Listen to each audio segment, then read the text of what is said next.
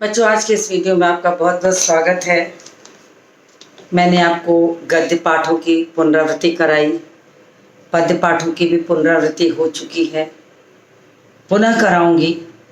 परंतु आज मुझे ऐसा लगा मैं आपके गद्य पाठों के बीच में आए हुए मुहावरों को करा दूं, जिसकी की आवश्यकता आपको व्याकरण के अंश में लगेगी।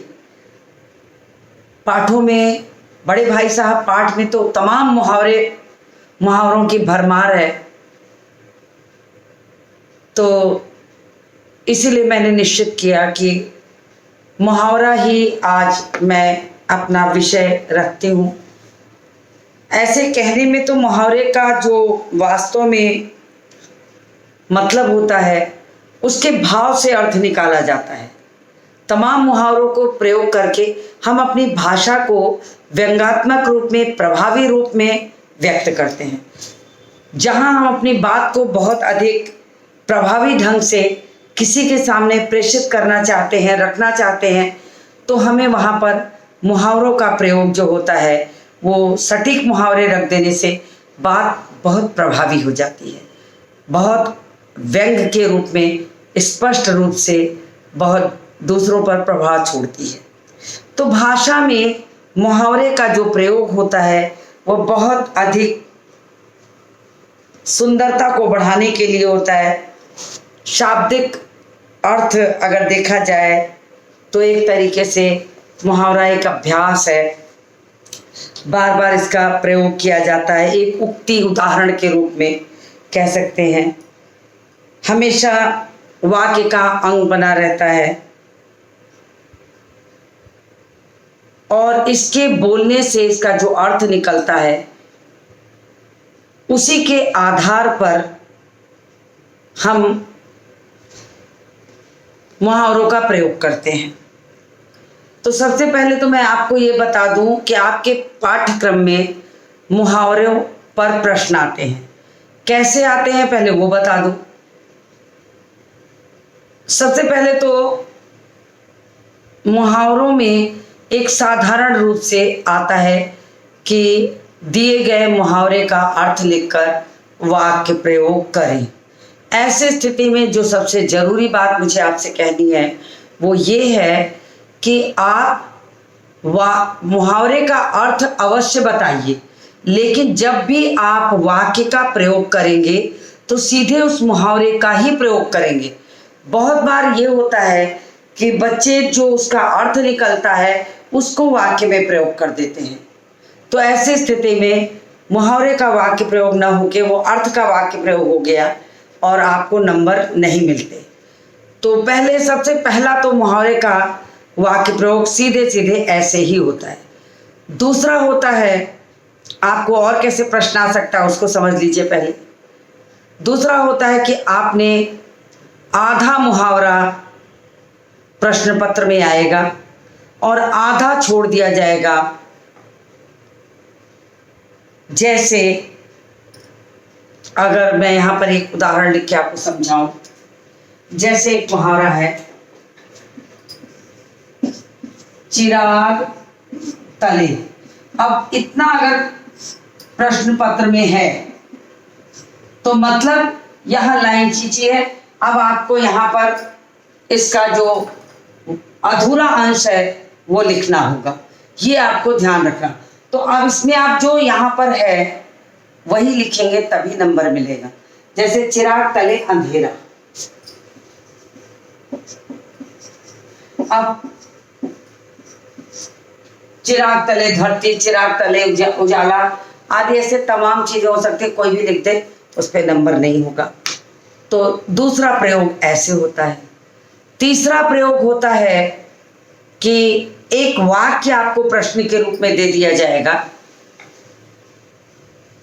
और उसमें खाली स्थान भरने को होगा, यानी उचित मुहावरा भरकर वाक्य को पूरा करें, ऐसे प्रश्न आता है। यानी इस मुहावरे के प्रश्न को तीन तरह से आपको दिया जाएगा। पहला होता है सीधे सीधे वाक्य प्रयोग, मुहावरे का वाक्य प्रयोग। दूसरा होता है कि मुहावरे के आधे अधूरे मुहावरे को पूरा करें। तीसरा होता है कि खाली स्थान में मुहावरा भरें।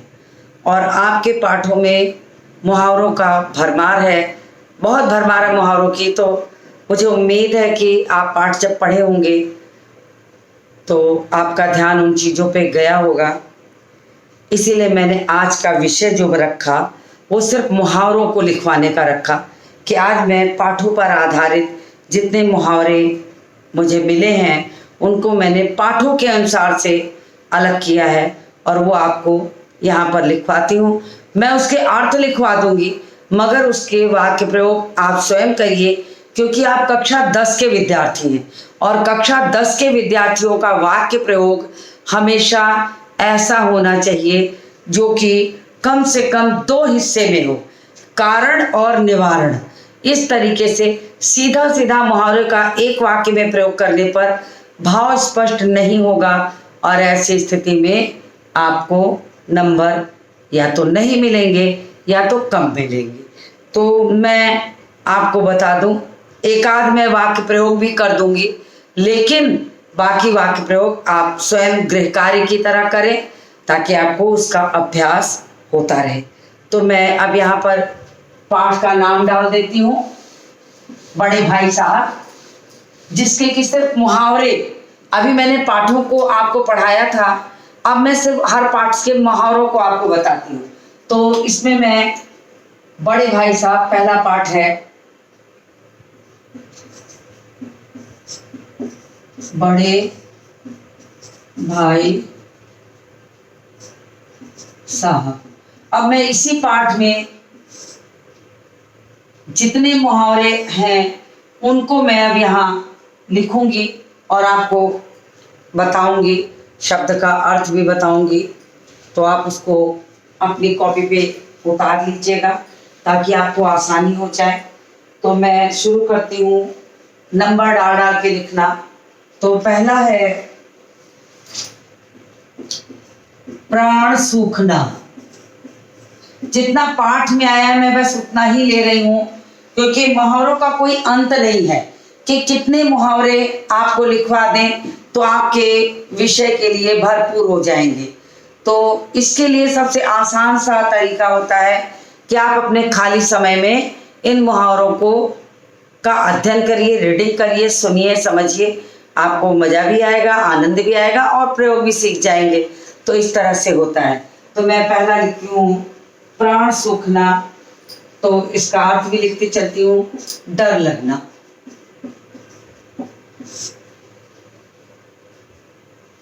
अब इसका प्रयोग आप कर सकते हैं कि गांव में डाकुओं के घुसते ही वहां के लोगों के डर के मारे या वहां के लोगों के प्राण सूख गए।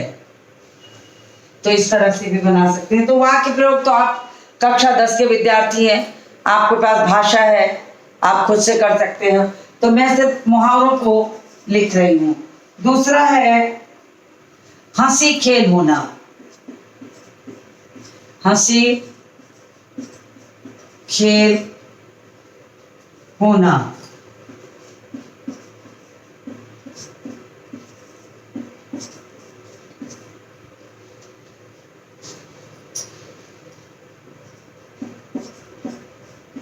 छोटी मोटी बात।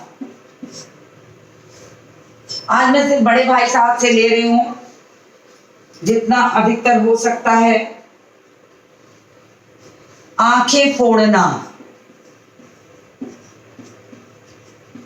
क्योंकि गद्य पाठ मैंने अभी आपको पढ़ाए हैं, तो अभी मैं अगर मुहावरों को करा दूंगी तो आपको ज्यादा आसान लगेगा।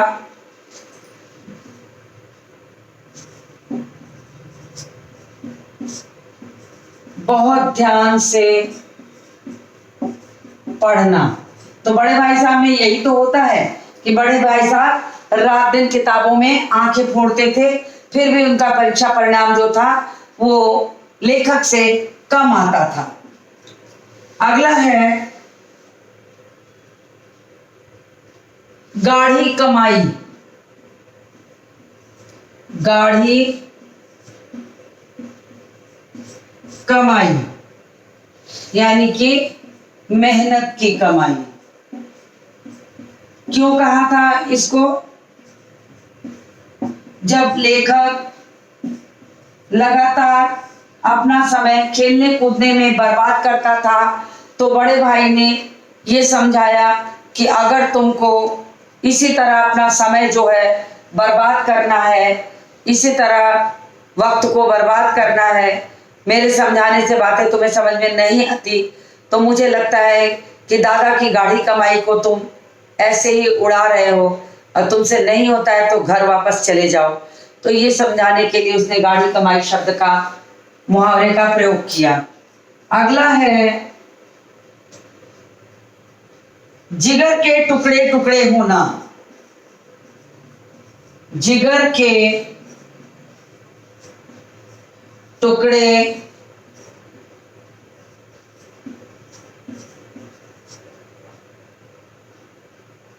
जिगर के टुकड़े टुकड़े होना।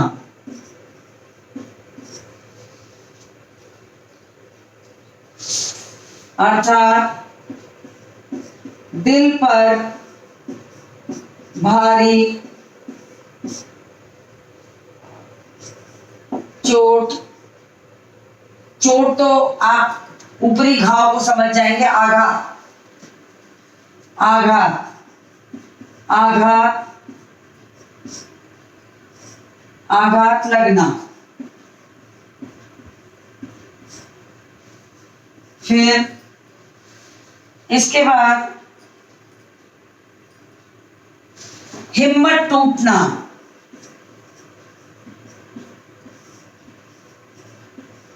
हिम्मत टूटना यानी कि साहस समाप्त हो जाना। साहस समाप्त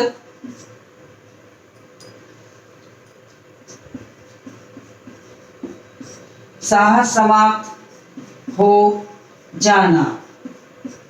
अगर आप इसको अपनी कॉपी पर उतार लेंगे तो परीक्षा के दौरान जब आपको बिल्कुल करीब होगी परीक्षा और मुहावरों को पढ़ना होगा तो आपको कठिनाई नहीं होगी किसी भी तरह की, आसानी से आप उसको कर सकते हैं। इसके बाद है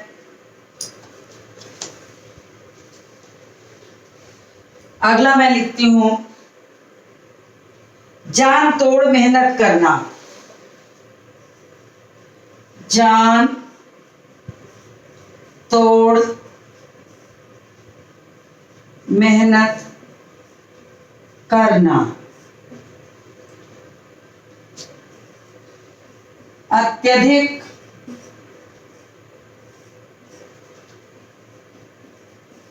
परिश्रम करना। अत्यधिक परिश्रम करना। अब मैं ऊपर का रब करूंगी तभी लिख पाऊंगी।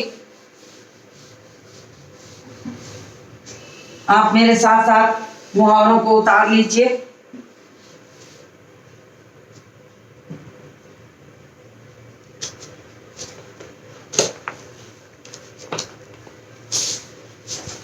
फिर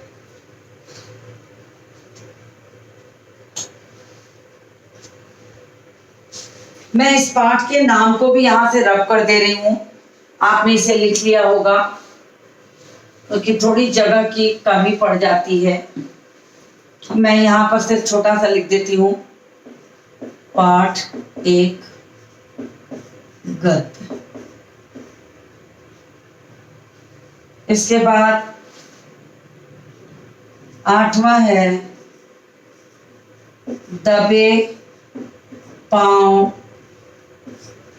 दबे पांव आना, यानी छिप कर आना।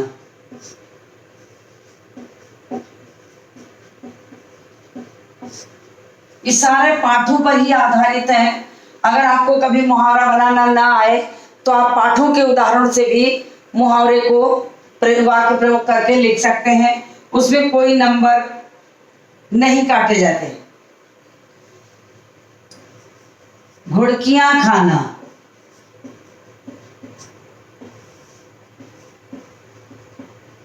घुड़कियां खाना यानी डांट सहना।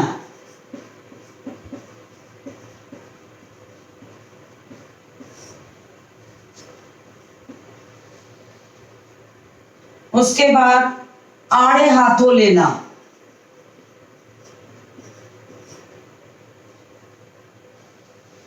आड़े हाथों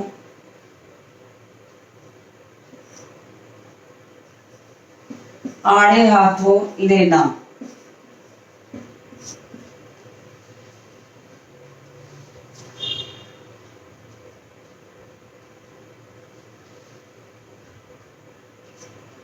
तत्काल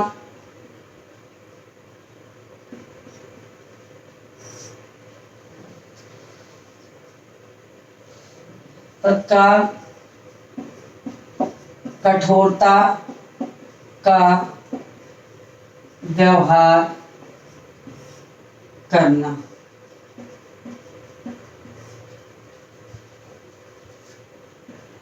ये नीचे का तो आपने उतार ही लिया होगा, मैं इसको रब कर देती हूं।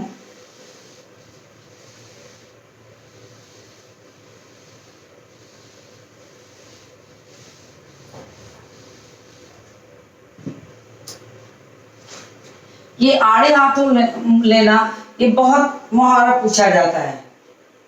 फिर है घाव, जो इंपॉर्टेंट है उसमें मैं थोड़ा ज्यादा ही टिक लगा देती हूँ। घाव पर नमक छिड़कना।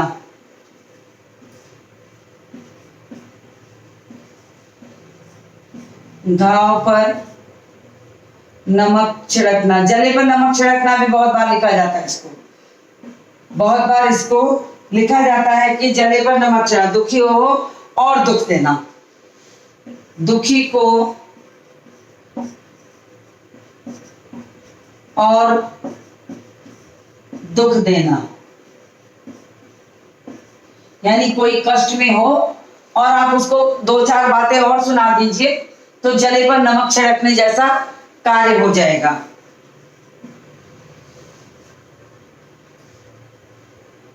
फिर है तलवार खींचना।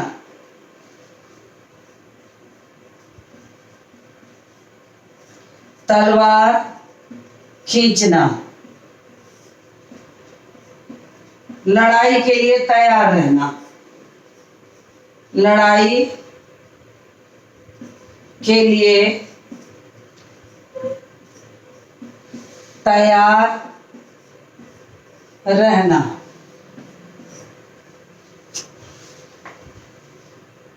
फिर अंधे के हाथ बटेर लगना। ये भी बहुत इंपॉर्टेंट है बड़े भाई साहब से, ये पाठ का ये बहुत इंपॉर्टेंट मुहावरा है। आड़े हाथों लेना, अंधे के हाथ बटेर लगना, और प्रायः परीक्षा में पूछा जाता है। अंधे के हाथ बटेर लगना अर्थात अयोग्य को कोई कीमती वस्तु मिलना।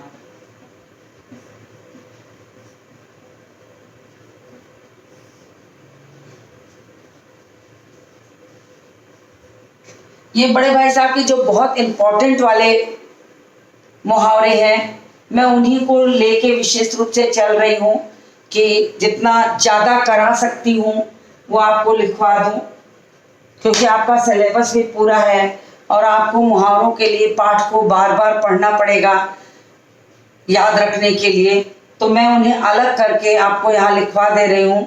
इसको आप उतार कर कहीं एक जगह रख लेंगे तो आसानी से परीक्षा के दौरान एक नज़र डालेंगे और आपको बात समझ में आ जाएगी कि कौन से मुहावरे। हालांकि मुहावरे में बहुत समय नहीं लगता, बस आपके दिमाग में वो चीज़ें होनी चाहिए, आप उसको समझ जाएंगे।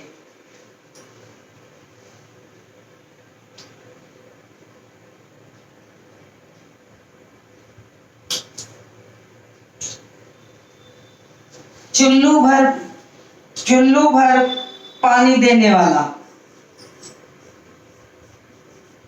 चुल्लू भर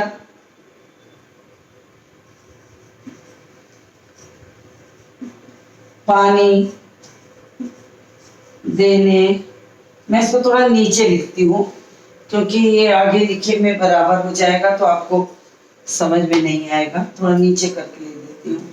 चुल्लू भर पानी देने वाला, चुल्लू भर पानी देने वाला यानी कि कठिन समय में साथ देने वाला।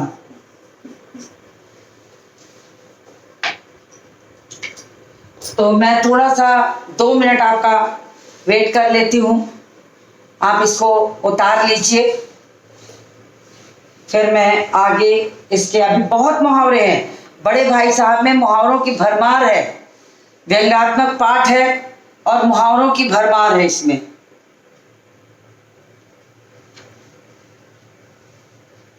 तो मुझे उम्मीद है आपने इसका स्क्रीनशॉट भी ले लिया होगा। मैं इसे यहाँ पर रब कर रही हूँ और मैं आपको 5 पाठों के मुहावरे एक के बाद एक क्रम करके इसी जगह पर बोर्ड पर लिखवाती जाऊंगी। आप सारे वीडियो को देख लीजिएगा ताकि आपको मुहावरों के लिए कहीं भटकना ना हो, किसी पुस्तक का सहारा भी ना मिले तो भी चल जाएगा। तो मैं रब कर रही हूँ इसको।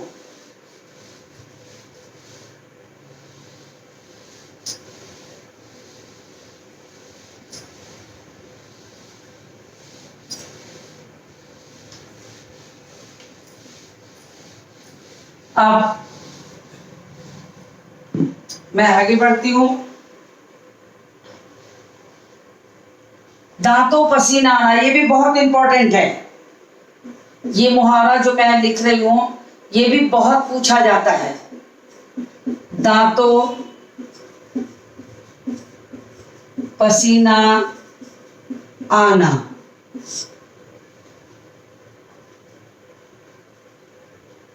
बहुत अधिक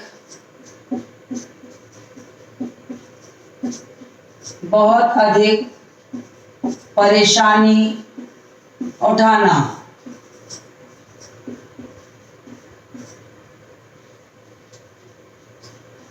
ये बहुत इंपॉर्टेंट है, बहुत पूछा जाता है। जो बहुत ज्यादा पूछा जाता है उसमें मैं टिक लगा दे रही हूं। लोहे के चने चबाना, लोहे के चने चबाना, लोहे के चने चबाना यानी बहुत कठिनाई उठाना।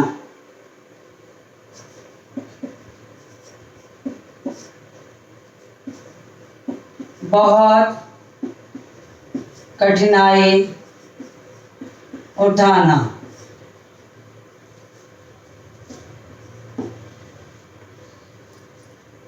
अब मैं आगे बढ़ती हूं, अगला लिखती हूं। चक्कर खाना,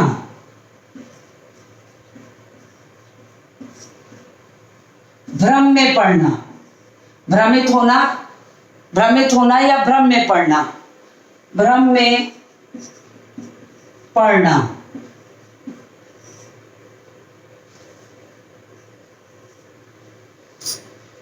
तो एक पाठ में ही इतने मुहावरे हैं, और तो और छोड़िए पद्य में भी मुहावरे हैं। मैं आपको गद्य के बाद पद्य, यानी कि ये कई वीडियो में जाएगा, आप उसको एकत्र कर लेंगे तो आपको परीक्षा के दौरान बिल्कुल भी कठिनाई नहीं होगी। इसके बाद है आटे दाल का भाव मालूम होना, आटे दाल का भाव मालूम होना।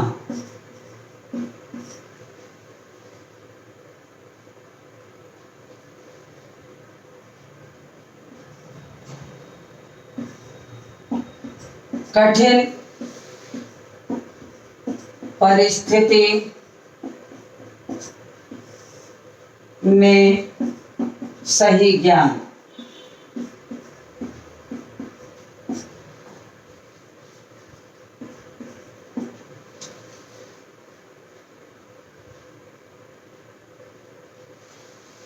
फिर जमीन पर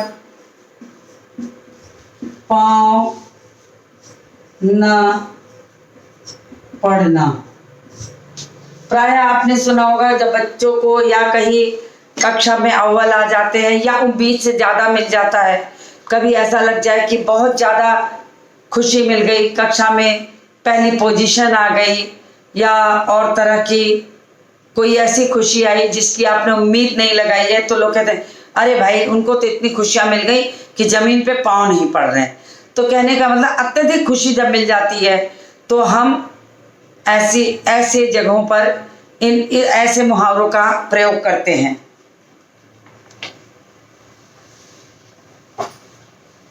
तो जमीन पर पाँव न पड़ना, बहुत अधिक खुशी मिलना, बहुत अधिक खुशी मिलना।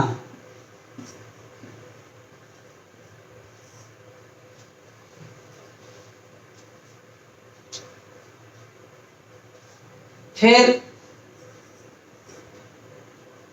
हाथ पांव फूल जाना,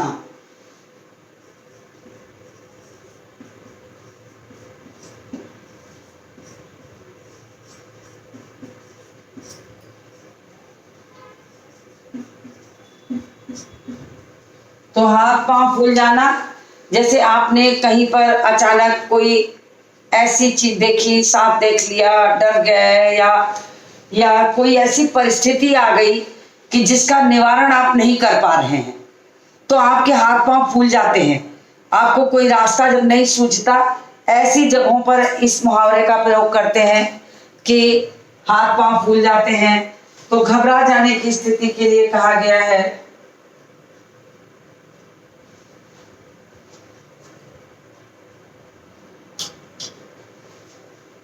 परेशानी में घबरा जाना। बहुत मुहावरे अभी और भी हैं, लेकिन मैंने इतने ही लिखवाए हैं आपको। आप दो एक मुहावरों को और भी जो छूटे हों उनको भी एकत्र कर सकते हैं। तो इन चीज़ों को मैंने इसलिए बोर्ड पे लिख दिया कि मुहावरा ऐसे तो कहने के लिए बहुत सरल चीज़ है जिसका कि बच्चे अभ्यास भी नहीं करते, बोलचाल की भाषा में आए दिन सुनते हैं, लेकिन जब वो प्रश्न पत्र में होता है तब उसका बिल्कुल सटीक भाव और अर्थ जब तक मुहावरे में नहीं समझ में आएगा।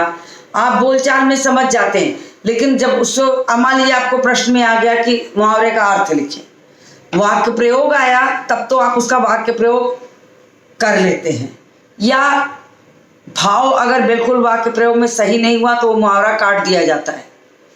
मैं थोड़ा किनारे खड़ी होती हूँ ताकि आपको ये लिखना हो तो आसानी से लिख भी सकते हैं। तो ये दिमाग में रख के चलिए कि जिस चीज़ को आप बहुत आसान समझते हैं वो आपको पूरे नंबर तब दिलाएगी जब आप उसका सही प्रयोग करना जाने। और आपके साथ जो दूसरी बहुत बड़ी गलती होती है वो ये होती है कि आप मुहावरे को किसी चीज़ के नाम के साथ जोड़ के, जैसे ये हाथ पांव फूल जाना, अब आप किसी बच्चे का नाम जोड़ेंगे कि राम के हाथ पांव फूल गए, अब इसका क्या अर्थ निकाला जा सकता है? वास्तव में होना चाहिए क्या? परेशानी में घबराने के लिए। बड़े भाई साहब ने छोटे भाई को ये क्या कहा था कि अगर मैं, खुदा न करे, मैं कभी, भगवान न करे कि मैं कभी बीमार पड़ जाऊं, ऐसी स्थिति में तुम्हारे तो हाथ पांव फूल जाएंगे। अगर वही स्थिति घर के दादा नाना या किसी बड़े बुजुर्ग को गांव में रहने पर उठाना हो तो वो बड़ी आसानी से कर लेते हैं। घर के लोग क्या करते हैं कि घरेलू दवाओं को, प्राथमिक उपचार को, चोट लगने पर, हम आज के दौर के लोगों में घबराहट ज़्यादा होती है, तो उस समय के लोग जो थे वो पहले घर की दवाओं, उपचार से रोगी को ठीक करना जानते थे। अगर ऐसा नहीं होता था तब वो चिकित्सक के पास जाते थे। तो इसी बात को सोचकर बड़ा भाई जो रहता है, मैं पाठ को भी इसी के साथ इसीलिए समझा रही हूँ कि बड़ा भाई जो रहता है वो लेखक को समझाने की कोशिश करता है कि मैं तुमसे बड़ा हूँ और हर स्थिति में मैं तुमसे समझदार हूँ। भले ही मैं कक्षा में तुम्हारे बराबर क्यों ना आ जाऊं, तो भी उम्र के अंतर को कोई कम नहीं कर सकता। और ऐसी स्थिति में कभी भी ऐसा होगा कि अगर मैं परेशानी में पड़ गया तो तुम्हें रास्ता नहीं सूझेगा कि तुम्हें क्या करना चाहिए। तो उसी आधार पर उन्होंने कहा कि अगर मैं कभी बीमार पड़ जाऊं तो तुम छोटे हो, तब तुम्हें समझ में बिल्कुल नहीं आएगा कि तुम्हें वास्तव में क्या करना चाहिए, कैसे उससे उबरना चाहिए। तो वही परेशानी में घबरा जाना, उसी भाव को लेकर के बड़े भाई ने छोटे भाई को इस मुहावरे के प्रयोग के माध्यम से बात को समझाई। दूसरी जो बहुत आवश्यक बात मैं आपको समझाना चाहती हूँ, ये कहना चाहती हूँ कि जिस किसी भी बच्चे को अगर ये लगे कि उसे मुहावरे का सही वाक्य प्रयोग नहीं मिल रहा है, तो ऐसी स्थिति में पाठ से आए मुहावरों को अगर आप पाठ के ही वाक्यों को प्रयोग करके मुहावरे का वाक्य प्रयोग कर लेंगे तो भी आपको पूरे नंबर मिलते हैं। बस आपको ध्यान ये रखना होगा कि आप किसी के नाम के आगे जोड़कर सिर्फ मुहावरा ना लिख दें कि राम के हाथ पांव फूल गए। ऐसी स्थिति में मुहावरे का वाक्य प्रयोग नहीं माना जाएगा, क्योंकि वो भाव नहीं दे रहा है। जिस भाव के लिए परेशानी में घबरा जाना आना चाहिए वो यहाँ नहीं दिया। यानी कोई स्थिति आप यहाँ बताइए राम की, फिर उसके बाद अगर इस वाक्य मुहावरे को जोड़ेंगे तो जाकर के मुहावरे का वाक्य प्रयोग सही माना जाएगा। इसीलिए मैंने कहा कि मुहावरे का वाक्य प्रयोग जो है वो वास्तव में कारण और निवारण के साथ लिखिए। यानी दो हिस्सों का मुहावरे का वाक्य प्रयोग करिएगा। एक में कोई कारण बताइए, फिर वाक्य प्रयोग करके उसको निवारण के रूप में दीजिए, तब जाकर के आपका वाक्य प्रयोग बिल्कुल सही माना जाएगा कि सही है। तो आज मैंने मुहावरे शुरू किए हैं वीडियो में, क्योंकि आपको पाठों की पुनरावृत्ति कई बार हो गई है, पद्य पाठों की भी हुई है, तो मुझे लगा कि आज गद्य पाठ मैंने अभी अभी पुनरावृत्ति कराई है, तो अभी मैं एक एक पाठ के अगर मुहावरों को आपको करा दूं तो आपके लिए आसान हो जाएगा। इसीलिए मैंने ये सोचकर पाठों से मुख्य मुहावरे और परीक्षा में पूछे जाने वाले मुहावरों को ही मैंने यहाँ पर कोशिश की है कि मैं लिखूँ। ये क्रम थोड़ा लंबा चलेगा, क्योंकि किसी किसी पाठ में बहुत मुहावरे हैं, किसी में एक दो हैं। तो गद्य के जो 5 पाठ हैं मैं सिर्फ उसी में से आपको मुहावरे कराऊंगी, ताकि आपको मुहावरों पर कोई भी नंबर ना कटे। इसीलिए पाठ को दोहराते समय आपको मैंने मुहावरों को भी समझाया है कई बार, लेकिन उनको अलग करना जरूरी है। ये इसमें मैंने बहुत सारे मुहावरों को, जैसे दांतों पसीना आना, अंधे के हाथ बटेर लगना, आड़े हाथों लेना, ये सब मुहावरे परीक्षा में बहुत बार पूछे जाते हैं और पाठ से ही उतने मुहावरे हैं कि बाहर से ढूंढने की जरूरत नहीं। इतना ही पढ़ लेंगे तो आपको मुहावरे परीक्षा में अच्छी तरह मिल जाएंगे। तो मुझे उम्मीद है कि इस वीडियो से आपको पाठों को पढ़ने की जो परेशानी है वो कम हो जाएगी। आपको एकत्रित एक जगह पर मुहावरे मिल जाएंगे और इसी क्रम को मैं आगे के कई वीडियो में रखूंगी, इसलिए आप सारे वीडियो को अवश्य देखिएगा और पाठों वीडियो में से आप मुहावरों को कहीं एक जगह अपनी क्लास और कॉपी में कहीं पाठ के हिसाब से उतार लेंगे तो आपको आसानी हो जाएगी। तो इस वीडियो को मैं यहीं समाप्त करती हूँ और मिलती हूँ आपसे अगले वीडियो में।